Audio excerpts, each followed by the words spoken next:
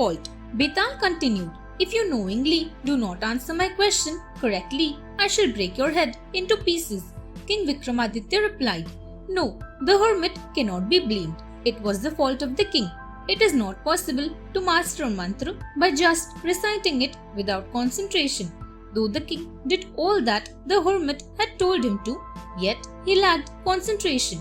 He was constantly thinking of the girl, of spending time with her, or the luxuries of life which he always desired to have. One needs to have concentration to succeed. This is the reason he failed. Betal said, "You are absolutely right as usual, Vikram, but you have spoken. I cannot stay with you now, so I will go." Vikramaditya tried to hold Betal tightly, but could not stop him. Betal flew off King Vikramaditya's shoulder. He headed for his abode in the peepal tree. King Vikramaditya was furious. He followed him as usual once again.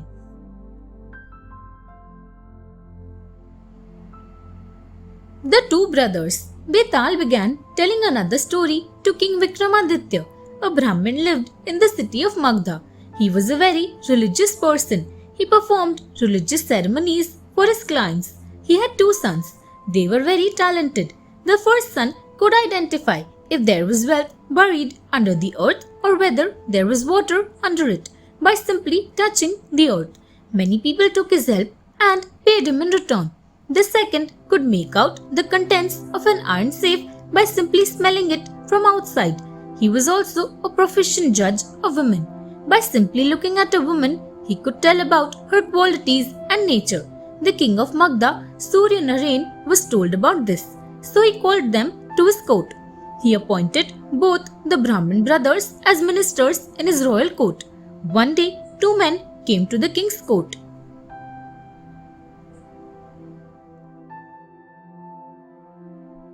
The necklace. They were quarreling non-stop. They wanted to settle a dispute. They were fighting over a necklace. One said, "This necklace is mine." The other said, "Do not lie.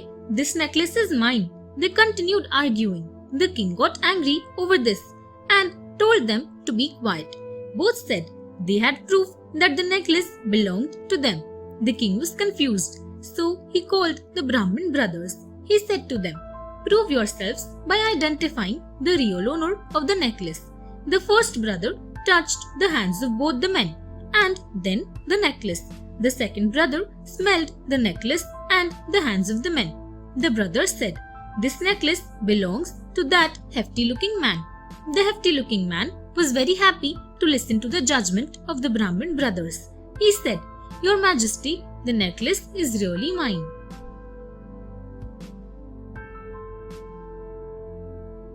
The warning. The man continued, "But in reality, we had come here to test the skill of the Brahmin brothers, and we are happy to say that they have passed our test. Please forgive us." The king was very happy. He rewarded the Brahmin brothers with many precious gifts. Days passed by. One day, the king got a message. It was from the neighboring king. They were not on friendly terms, but the king had sent an offer of friendship. King Surya Narayan was in a dilemma whether to accept the friendship or not.